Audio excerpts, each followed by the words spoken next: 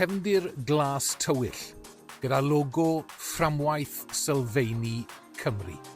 Sut gall hyfforddwr fod yn hawdd siarad ag o ac yn gyfeillgar cyn sesiwn? Yn y ffilm yma, byddwn yn dangos i chi sut i fod yn arweinydd sy'n hwyliog, yn hapus ac yn hawdd siarad ag o ar ddechrau sesiwn, fel bod plant yn gallu cymryd rhan mewn gweithgareddau hwyliog gyda'i teulu a'i ffrindiau.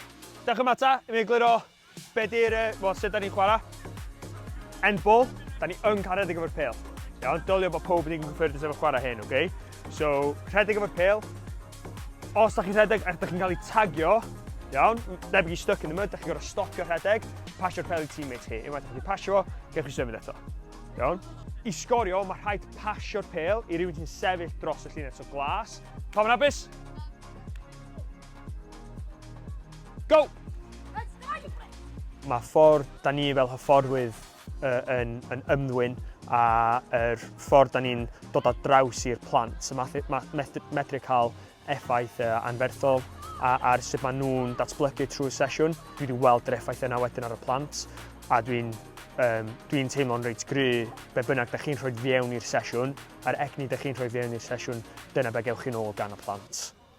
So, dyn ni'n mynd chwarae gêm o tag gwyllt. Pwy sy'n heb chwarae? So, pawb arno fe. So, mae pawb yn gallu tagio pawb. Okay. Os maen nhw'n tagio chi angen neud beth? Fantastic. Barod! Mae fe'n bwysig iawn i roi dewis i plant, gan mae nhw yw'r pobl pwysig yn y gweithgaredda ni. Mae'n bwysig fod nhw'n mwynhau be maen nhw eisiau gwneud. Mae'n holl bwysig fod nhw'n mwynhau profiad nhw yn gynnar yn chwaraeon. Garreg, bapur, sesiwn, seithi. Garreg, bapur, sesiwn, seithi. Yes!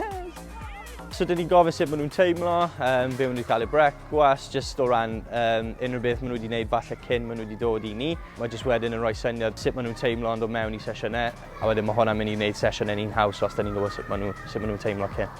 Cefndir glas tywyll gyda logo fframwaith sylfaeni Cymru. Darganfod mwy, chwaraeon.cymru/sylfaeni. Logos y sefydliadau chwaraeon gymrodd rhan yn y ffilmio.